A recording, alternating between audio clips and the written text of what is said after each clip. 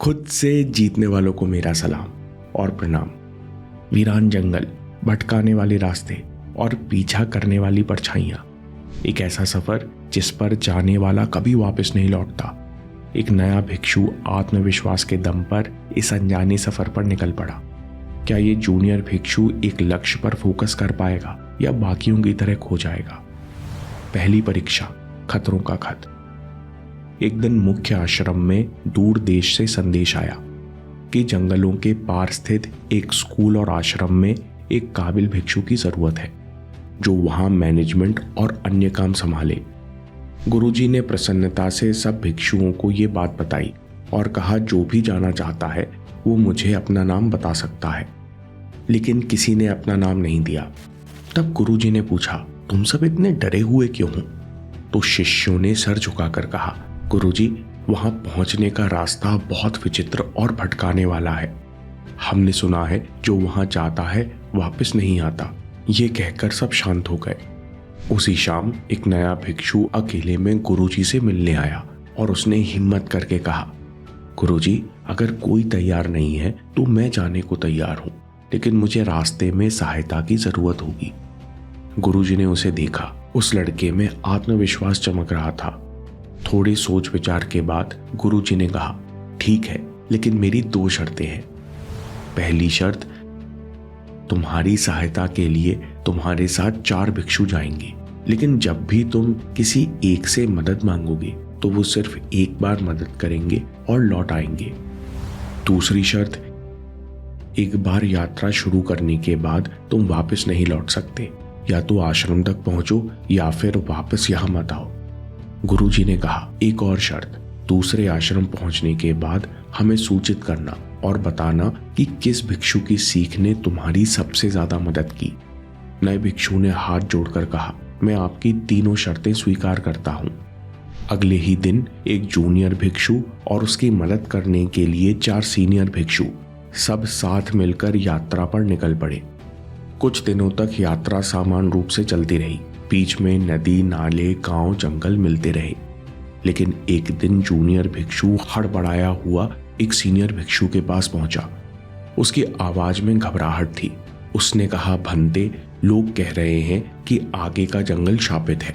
वहां की परछाइयां लोगों का पीछा करती हैं। ये सुनकर सीनियर भिक्षु मुस्कुराए और बोले, डर केवल उनके लिए होता है जिनका मन पर नियंत्रण नहीं। जो मन ध्यान में स्थिर है उन्हें कोई भूत या परछाई परेशान नहीं कर सकती। निश्चिंत होकर चलो। जूनियर भिक्षु साथ चल पड़ा, लेकिन जैसे ही उसने जंगल में प्रवेश किया उसे अजीब सा एहसास हुआ। उसका गला सूखने लगा, सांसें तेज हो गईं। अब हर बार जब वो पीछे मुड़कर देखता तो उसे लगता कि कोई परछाई है जो उसे अपनी ओर खींच रही है। कुछ ही देर में उसका पूरा शरीर पसीने से भीग गया। दिल तेजी से धड़कने लगा। भिक्षु अचानक नीचे बैठ गया। उसने सीनियर भिक्षु से कहा, मैं आगे नहीं बढ़ सकता, एक परछाई मुझे खींच रही है। सीनियर भिक्षु जोर से हंस पड़े। उनकी हंसी गहरी थी, जैसे किसी का रहस्य पर्दाफाश कर रही हो। सीनियर भिक्षु ने कहा, ध्यान से देखो, ये जंगल इतना घना है कि तुम्हें हर जगह पेड़ों की परछाइयां दिख रही हैं, लेकिन तुम्हारा मन इन्हें भूत का रूप दे रहा है। भिक्षु ने चारों ओर देखा। सचमुच वहां कोई भूत नहीं था, सिर्फ पेड़ों की परछाइयां थी। अचानक जैसे कोई बोझ उतर गया हो। भिक्षु का कांपता बदन स्थिर हो गया। सीनियर भिक्षु ने उसकी ओर देखा और गहरी आवाज में बोले, तुम्हें जंगल ने नहीं, तुम्हें अनियंत्रित मन ने डराया है। सीनियर भिक्षु ने कहा, यह सिद्धांत याद रखो, सबसे पहले सेल्फ डिसिप्लिन विकसित करो, मन को नियंत्रित करो, क्योंकि इस दुनिया में इंसान का सबसे बड़ा शत्रु इंसान का ही अनियंत्रित मन है। एक अनुशासित मन केवल महत्वपूर्ण विचारों को मन में स्थान देता है, बाकी चीजों को मन में प्रवेश ही नहीं करने देता। सीनियर भिक्षु आगे बोले, अगर तुम्हारा मन अनुशासित होता तो ये डर तुम्हें कभी नहीं जकड़ पाता। सीनियर भिक्षु ने कहा, अब मैं वापस जाता हूं। याद रखो, सेल्फ कंट्रोल से ही सेल्फ डिसिप्लिन आता है, इसलिए सेल्फ कंट्रोल से शुरुआत करो। भिक्षु ने पहली बार महसूस किया कि जब तक मन नियंत्रित नहीं होगा तब तक उसकी सारी खूबियां और ज्ञान व्यर्थ है। भिक्षु ने तय किया अब वो हर चीज में खुद पर नियंत्रण रखेगा जब तक सेल्फ डिसिप्लिन उसका स्वभाव न बन जाए। उसने गहरी सांस ली और कदम बढ़ा दिए। अब वह जंगल नहीं बल्कि अपने मन को पार करने निकला था, लेकिन उसे नहीं पता था कि आगे उन्हें अनचाहा आकर्षण मिलने वाला है। पिछले कई दिनों से भिक्षुओं का दल कठिन यात्रा कर रहा था। मार्ग में ना कोई गांव था, ना भोजन, ना विश्राम का कोई ठिकाना। आखिरकार थकान से बोझिल कदम एक विशाल पर्वत के सामने रुके। उनके पास पहाड़ चढ़ने के अलावा कोई चारा नहीं था। चढ़ाई कठिन थी और भिक्षु थके हुए थे। कई घंटों की मेहनत के बाद जब वो शिखर पर पहुंचे तो दूसरी ओर एक नगर दिखाई दिया। उन सबके चेहरे खिल उठे। जैसे जैसे वे नगर के नजदीक पहुंचे वैसे वैसे वे उस नगर से प्रभावित होते गए। हरे भरे बाग, साफ जलाशय, सुंदर वातावरण। भिक्षु एक घर में जाकर ठहरे तो देखा कि यहाँ लोग भी भले हैं और यहाँ हर घर में सुख सुविधाएं परिपूर्ण हैं। चारों भिक्षुओं ने 2 दिन तक विश्राम किया। तीसरे दिन गांव का सरपंच उनसे मिलने आया, उनकी यात्रा के बारे में जाना और बातों बातों में बोला, आप लोग इतनी लंबी यात्रा क्यों करते हैं? यहाँ आश्रम खोल लीजिए, यहीं लोगों को सिखाइए, हम आपकी सारी मदद करेंगे। जूनियर भिक्षु विचार मग्न हो गया। मैं जो कार्य करने जा रहा हूँ मैं यहाँ भी कर सकता हूँ, फिर इतनी कठिनाई क्यों? उसने ये बात सीनियर भिक्षु को बताई। सीनियर भिक्षु गंभीर हो गए और बोले, ये सिद्धांत याद रखो, आसान रास्ता कमजोर मन की निशानी है। अगर तुम हमेशा आसान रास्ता चुनोगे तो कमजोर होते जाओगे। हम लक्ष्य इसलिए नहीं बदलते क्योंकि वो आसान है या कठिन है, हम हमेशा सही रास्ता चुनते हैं। यदि कोई व्यक्ति लक्ष्य को लेकर पूरी तरह समर्पित नहीं है तो वो हमेशा आसान विकल्पों की ओर भागेगा। समर्पण का मतलब है कि लक्ष्य के लिए जो भी करना पड़े वो करेंगे, वो चाहे कठिन हो या आसान। इसलिए सही ऑप्शन चुनना तुम्हारी परीक्षा है। ऐसा कहकर सीनियर भिक्षु वहां से जाने लगे। जूनियर भिक्षु को एहसास हुआ कि जीवन में महानता कठिनाइयों से जूझने के बाद मिलती है।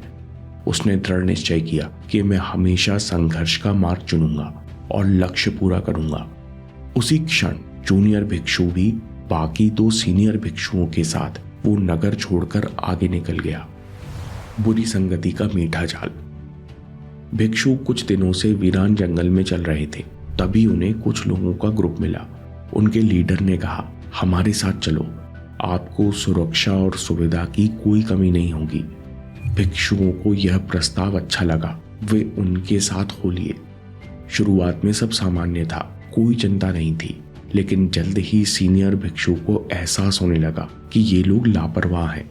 वे देर रात तक गाने बजाने में डूबे रहते हैं और सुबह देर से चलते हैं।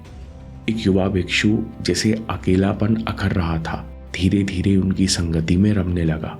रात के संगीत और मस्ती में वो बहुत देर तक जागा रहता। अचानक अगली सुबह 4:30 बजे एक सीनियर भिक्षु ने उसे झकझोर कर उठाया। अभी के अभी उठो और तुरंत चलो, उन्होंने सख्ती से कहा। युवा भिक्षु ने उठकर देखा कि बाकी भिक्षु पहले से ही अपना सामान बांध चुके हैं। जूनियर भिक्षु भी उनके साथ चल पड़ा। कई घंटों की यात्रा के बाद जब सूरज सर पे चढ़ाया तब उस युवा भिक्षु ने पूछा, भंते, हमने उन्हें क्यों छोड़ दिया? सीनियर भिक्षु रुके और बोले, तीसरा सिद्धांत याद रखो, अकेले चलना पड़े या बोर होना पड़े, पर बुरी आदतें और बुरी संगत कभी मत चुनो। शुरुआत में बुरी संगति आकर्षक लगती है, आराम भी देती है, पर कुछ ही दिनों में ये आदत तुम्हें नुकसान पहुंचाने लगती है, तुम्हें परेशान करने लगती हैं। मगर तब तक ये तुम्हें इतनी जोर से जकड़ लेती हैं कि तुम चाहकर भी इन्हें नहीं छोड़ पाते। युवा भिक्षु चुप रहा, उसे अपनी गलती का एहसास हुआ।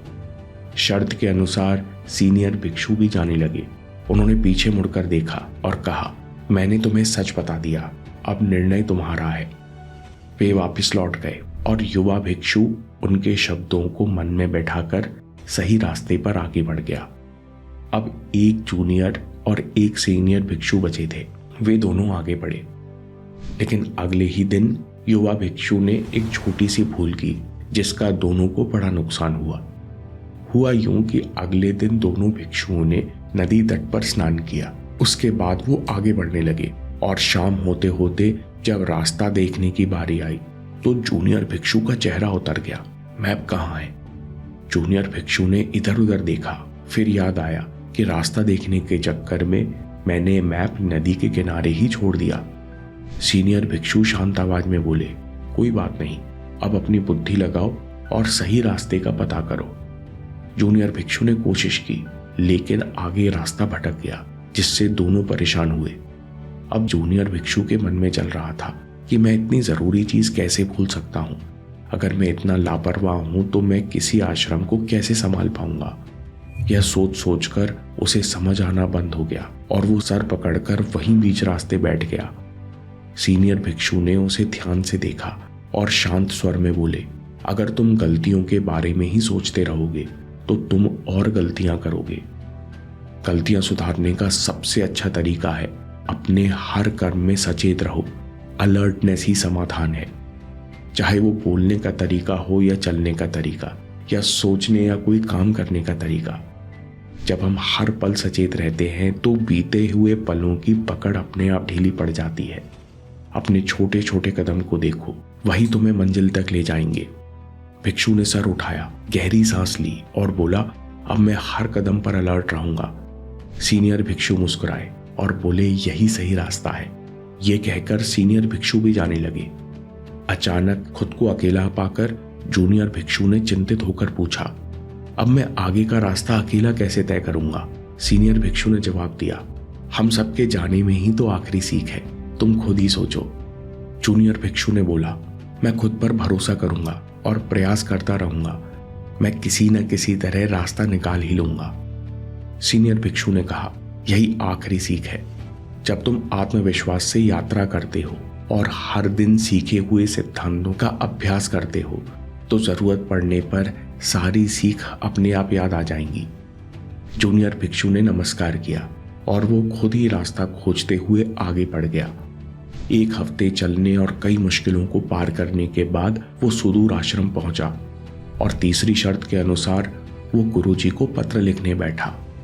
उसने लिखा, गुरुजी, चारों भिक्षुओं की सीख अनमोल थी, लेकिन सबसे जरूरी सीख आपकी थी जो 2 शर्तों में छिपी हुई थी।